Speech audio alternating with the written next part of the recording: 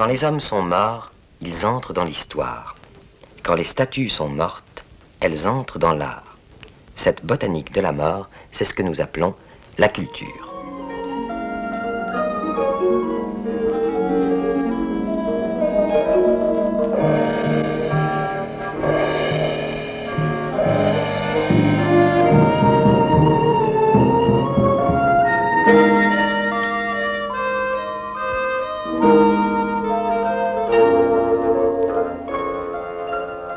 C'est que le peuple des statues est mortel. Un jour, nos visages de pierre se décomposent à leur tour. Une civilisation laisse derrière elle ses traces mutilées comme les cailloux du petit Poucet, mais l'histoire a tout mangé. Un objet est mort quand le regard vivant qui se posait sur lui a disparu, et quand nous aurons disparu, nos objets iront là où nous envoyons ceux des nègres, au musée.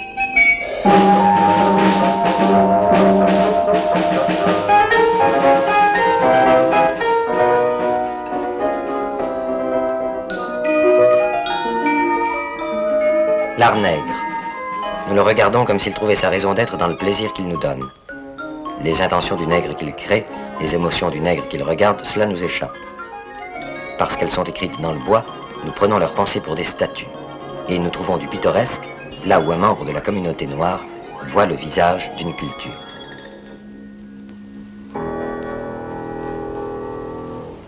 C'est son sourire de rince qu'elle regarde. C'est le signe d'une unité perdue où l'art était le garant d'un accord entre l'homme et le monde. C'est le signe de cette gravité que lui lègue, au-delà des métissages et des bateaux d'esclaves, cette vieille terre des ancêtres, l'Afrique.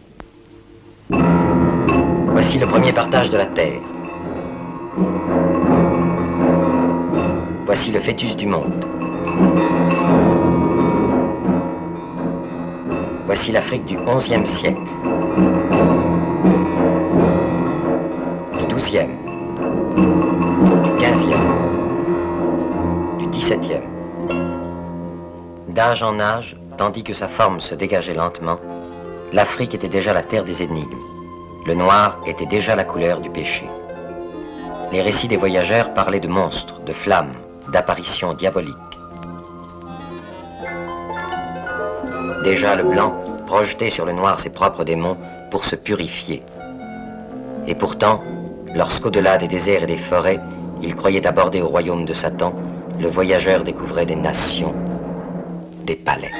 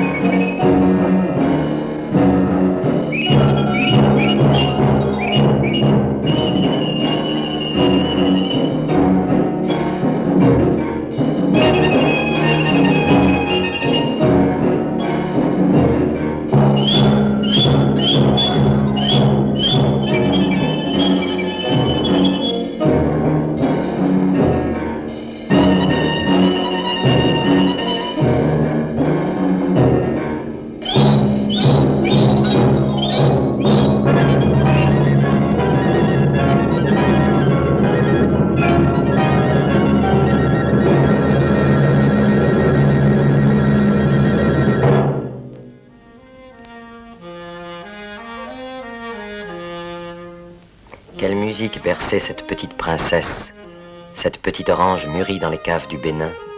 Quel culte présidait cette petite république de la nuit? Nous n'en savons rien. Ces grands empires sont les royaumes les plus morts de l'histoire. Contemporains de Saint-Louis, de Jeanne d'Arc, ils nous sont plus inconnus que Sumer et Babylone. Au siècle dernier, les flammes des conquérants ont fait de tout ce passé une énigme absolue.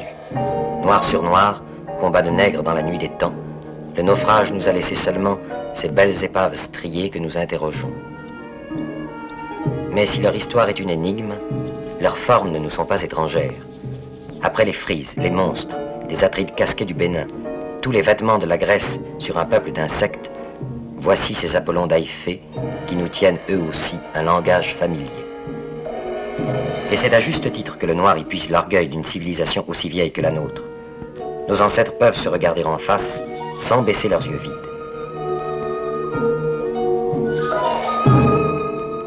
Mais cette fraternité dans la mort ne nous suffit pas. C'est beaucoup plus près de nous que nous allons trouver le véritable art nègre, celui qui nous déconcerte. L'énigme, elle commence maintenant, ici, avec cet art pauvre, cet art du bois dur, avec ce plat à divination par exemple. Il ne nous sert pas à grand-chose de l'appeler objet religieux dans un monde où tout est religion, ni objet d'art dans un monde où tout est art. L'art ici commence à la cuillère et finit à la statue. Et c'est le même art. Nous connaissons un art où l'ornement d'un objet utile, comme l'appui-tête, et la beauté inutile de la statue appartiennent à deux ordres différents. Ici, cette différence tombe quand nous regardons de près. Un calice n'est pas un objet d'art, c'est un objet de culte. Cette coupe de bois est un calice. Tout ici est culte, culte du monde. Quand il fait reposer le siège sur des pieds d'homme, le noir crée une nature à son image. Dès lors, tout objet est sacré, parce que toute création est sacrée. Elle rappelle la création du monde et la continue. L'activité la plus humble concourt à l'ensemble d'un monde où tout est bien, où l'homme affirme son règne sur les choses en leur imprimant sa marque et quelquefois son visage. Formes animales comme sur cette bobine de tissage, formes végétales comme sur ces boîtes à phare, toute la création défile sous les doigts de l'artiste noir. Dieu lui a montré le chemin, il imite Dieu, et c'est ainsi qu'à son tour, il invente l'homme.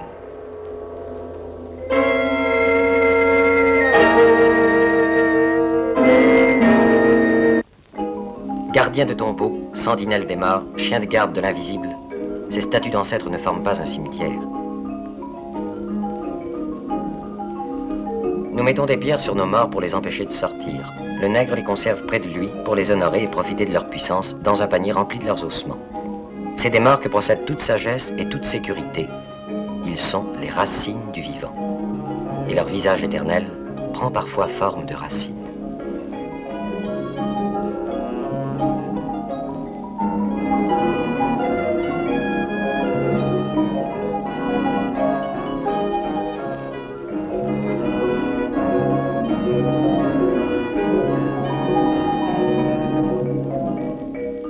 Ces racines fleurissent. La beauté involontaire des animaux et des plantes éclaire un visage de jeune fille. Et nous pouvons bien prendre sa lumière pour un sourire ou même son huile pour une larme et nous émouvoir, à condition de bien savoir que ces images nous ignorent, qu'elles sont d'un autre monde, que nous n'avons rien à faire dans ces conciliabules d'ancêtres qui ne sont pas les nôtres.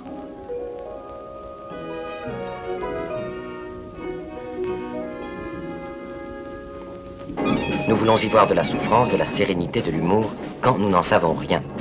Colonisateurs du monde, nous voulons que tout nous parle, les bêtes, les morts, les statues, et ces statues-là sont muettes. Elles ont des bouches et ne parlent pas, elles ont des yeux et ne nous voient pas. Et ce ne sont pas des idoles, plutôt des jouets sérieux, mais qui ne valent que parce qu'ils représentent. Il y entre moins d'idolâtrie que dans nos statues de saints. Personne n'adore ces poupées sévères. La statue nègre n'est pas le Dieu, elle est la prière. Prière pour la maternité, pour la fécondité des femmes, pour la beauté des enfants. Elle peut être couverte d'ornements qui ont la valeur des enluminures. Elle peut être aussi fruste comme cette boule de terre qui protège la moisson, ou encore lier la terre à la mort par la forme et par la matière. Ce monde est celui de la rigueur. Chaque chose y a sa place. Ces têtes n'ont pas à être effrayantes, elles ont à être justes. Mais regardez bien leurs cicatrices, ce champ magnétique où viennent se prendre toutes les formes du ciel et de la terre. L'objet n'en a pas besoin pour exister et servir. Ce débordement de création qui dépose ses signes comme des coquillages sur la paroi lisse de la statue, c'est un débordement d'imagination, c'est la liberté. Roue du soleil, nœud de la fleur, courbe de l'eau, fourche des arbres s'y déploient l'un après l'autre. Les techniques se mélangent, le bois imite subtilement le tissu prend ses motifs à la terre. On s'aperçoit que cette création n'a pas de limite, que tout communique et que de ces planètes à ces atomes, ce monde de la rigueur renferme à son tour le monde de la beauté.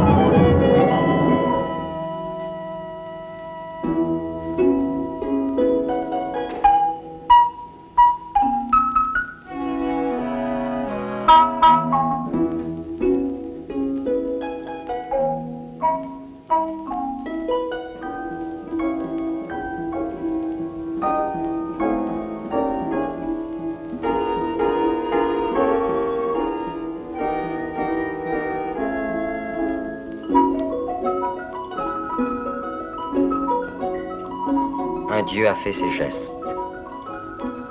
Le Dieu qui a tissé cette chair lui a enseigné à son tour à tisser la toile, et son geste à chaque seconde renvoie au tissage du monde.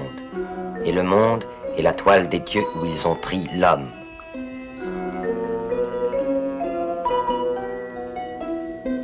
Essayez de distinguer ici ce qui est la terre et ce qui est la toile, ce qui est la peau noire et ce qui est la terre vue d'avion, ce qui est l'écorce de l'arbre et celle de la statue.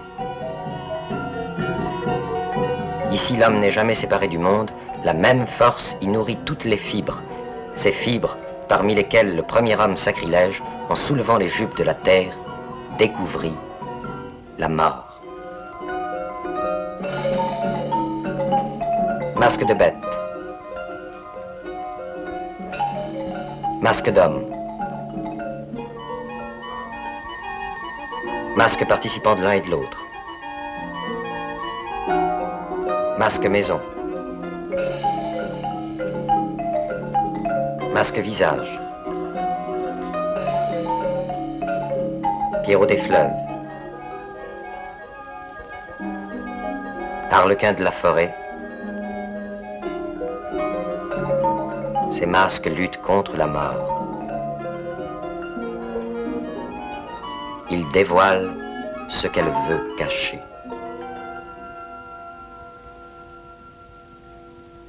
Car la familiarité des morts mène à apprivoiser la mort, à la gouverner par le moyen des envoûtements, à la transmettre, à la charmer par la magie des coquillages.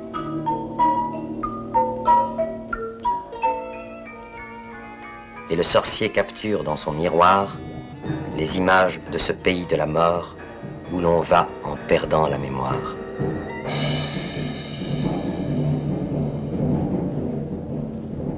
Mais victorieuse du corps, la mort ne peut rien contre la force vitale éparse en chaque être et qui compose son double. Pendant la vie, ce double prend parfois la forme de l'ombre ou du reflet dans l'eau, et plus d'un homme s'est noyé pour avoir été tiré par là. Mais la mort n'est pas seulement quelque chose qu'on subit, c'est quelque chose qu'on donne. Voici la mort d'un animal. Où est passée la force qui habitait cette main? Elle est libre maintenant. Elle rôde. Elle va tourmenter les vivants jusqu'à ce qu'on la recueille dans son ancienne apparence. C'est à elle que s'adresse le sang du sacrifice. Et c'est elle que l'on fixe dans ses métamorphoses légendaires pour l'apaiser jusqu'à en faire ces visages victorieux qui réparent le tissu du monde.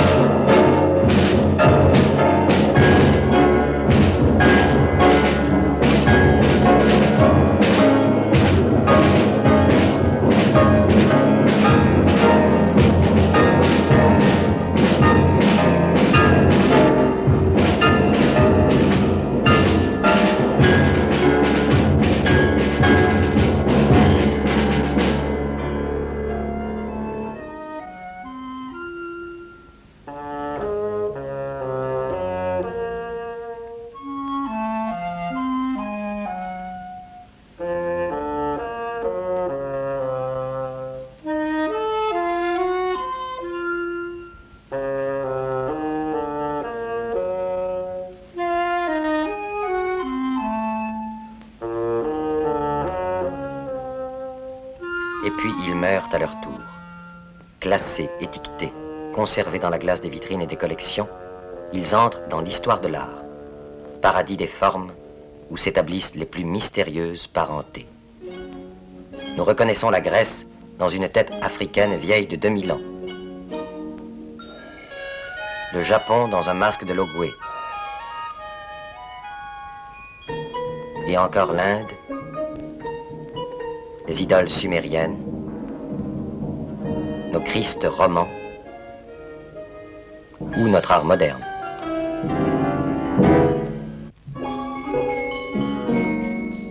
Mais en même temps qu'il gagne ses titres de gloire, l'art nègre devient une langue morte, et ce qui naît sur ses pas, c'est le jargon de la décadence. À ces exigences religieuses succèdent des exigences commerciales. Et puisque le blanc est acheteur, puisque la demande excède l'offre, puisqu'il faut aller vite, l'art nègre devient l'artisanat indigène. On fabrique par milliers ces répliques de plus en plus dégradées des belles figures inventées par la culture africaine. Ici, l'outillage vulgarise, la technique appauvrit. Au pays où toutes les formes signifiaient, où la grâce d'une courbe était une déclaration d'amour au monde, s'acclimate un art de bazar. Ces bijoux en toc que les explorateurs offraient aux sauvages pour les amadouer, voici que le nègre nous les rend. À la beauté particulière de l'art nègre se substitue une laideur générale, un art où les objets deviennent des bibelots, un art cosmopolite, un art du vase à fleurs, du presse-papier et du porte-plume souvenir où l'on voit en transparence la tour de Babel. Un art du portrait aussi. Incapable désormais d'exprimer l'essentiel, le sculpteur se rattrape sur la ressemblance. Nous lui avons appris à ne pas sculpter plus loin que le bout de son nez. Mais ce que nous faisons disparaître de l'Afrique ne compte guère pour nous en face de ce que nous y faisons apparaître.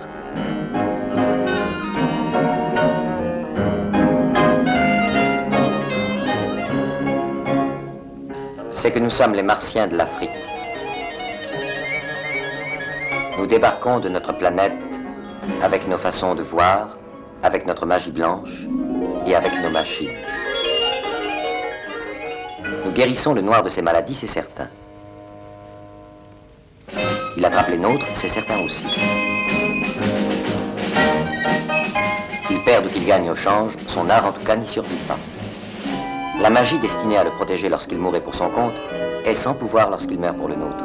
Entre le paradis chrétien et l'immortalité laïque, le culte des ancêtres s'évapore. Le monument aux morts remplace la statue funéraire.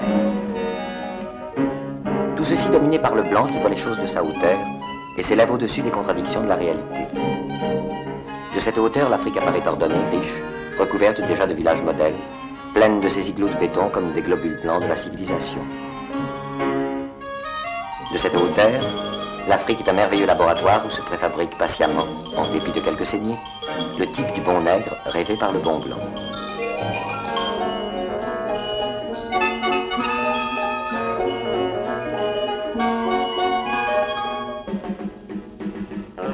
Alors tout cet appareil de protection qui donnait son sens et sa forme à l'art nègre se désagrège et disparaît.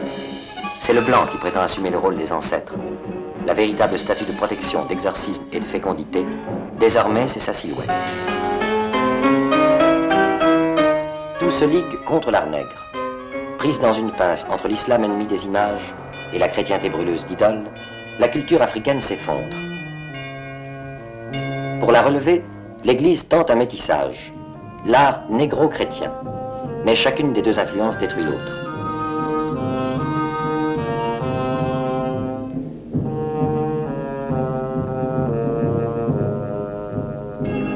Et ce mariage manqué fait perdre au catholicisme en Afrique sa luxuriance, son éclat, tout ce côté nègre justement à quoi on le reconnaît en Europe.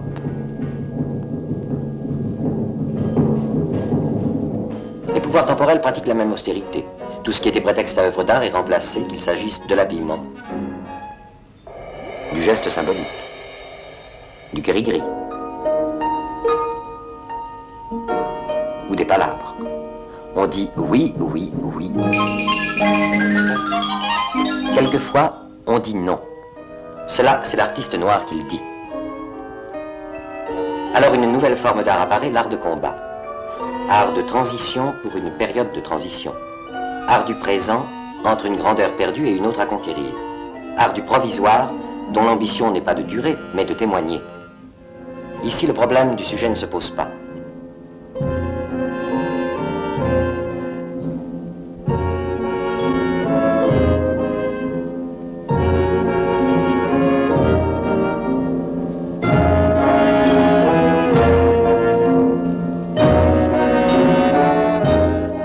c'est cette terre naturellement ingrate, ce climat naturellement éprouvant, et là-dedans le travail à une échelle démesurée, le rythme de l'usine affrontant celui de la nature, Ford chez Tarzan. Le sujet, c'est cet homme noir mutilé de sa culture et sans contact avec la nôtre. Son travail n'a plus de prolongement spirituel ni social. Il n'ouvre sur rien, il ne mène à rien qu'à un salaire dérisoire. Dans ces pays du don et de l'échange, nous avons fait pénétrer l'argent. On achète son travail au noir et on dégrade son travail. On achète son art et on dégrade son art. La danse religieuse devient un spectacle. On paie le nègre pour nous donner la comédie de sa joie et de sa ferveur. Et ainsi, à côté du nègre esclave, apparaît une seconde figure, le nègre guignol. Sa force nous sert, son adresse nous amuse. Accessoirement, elle nous sert aussi. Des nations dotées de traditions racistes trouvent tout naturel de confier à des hommes de couleur le soin de leur gloire olympique. Mais un noir en mouvement, c'est encore de l'art nègre. Et dans le sport, le noir peut trouver, en attendant mieux, un bon terrain pour mystifier l'orgueil du blanc.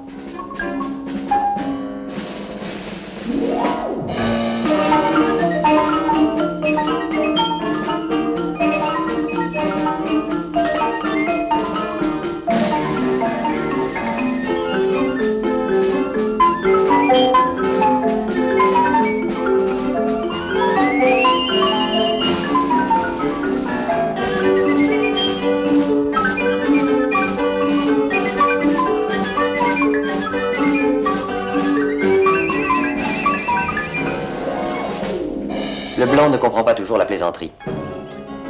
Il lui arrive de crier pouce quand les choses tournent mal. Qu'un boxeur nègre se permette de corriger un blanc dans un pays marqué par le racisme hitlérien, on lui démontre à coups d'insultes, de menaces et de projectiles qu'il ferait mieux de rester à sa place.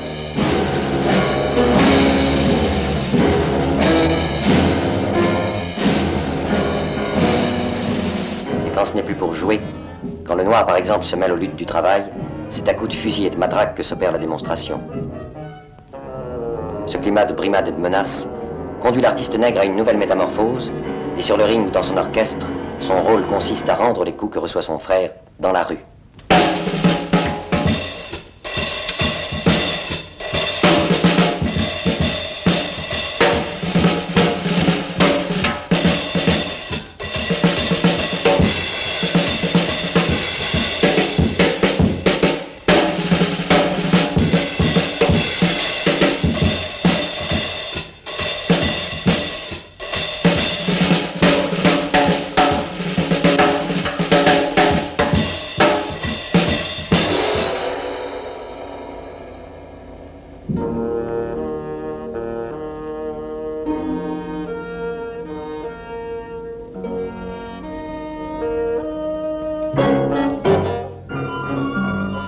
Voici loin des apparences de l'art nègre. Art de communion, art d'invention, qu'a-t-il de commun avec ce monde de la solitude et de la machine? L'homme qui imprimait sa marque sur les choses accomplit maintenant des gestes vides. Or, c'est du fond de cette solitude qu'il va se créer une nouvelle communauté. L'art nègre était l'instrument d'une volonté de saisir le monde. C'est la même volonté qui survit ici sous d'autres formes. Regardez bien cette technique qui affranchit l'homme de la magie. Elle présente parfois avec elle une étrange parenté de gestes. C'est toujours contre la mort qu'on se bat. La science, comme la magie, admet la nécessité du sacrifice de l'animal, la vertu du sang, la fixation des forces mauvaises. Le sorcier capture toujours les images, et la mort est toujours un pays où l'on va en perdant la mémoire. Non, nous n'en sommes pas quittes en enfermant un noir dans sa célébrité. Et rien ne nous empêcherait d'être ensemble les héritiers de deux passés, si cette égalité se retrouvait dans le présent. Du moins est-elle préfigurée par la seule égalité qu'on ne dispute à personne, celle de la répression. Car il n'y a pas de rupture entre la civilisation africaine et la nôtre. Les visages de l'art nègre sont tombés du même visage humain, comme la peau du serpent. Au-delà de leur forme morte, nous reconnaissons cette promesse commune à toutes les grandes cultures d'un homme victorieux du monde. Et blanc ou noir, notre avenir est fait de cette promesse.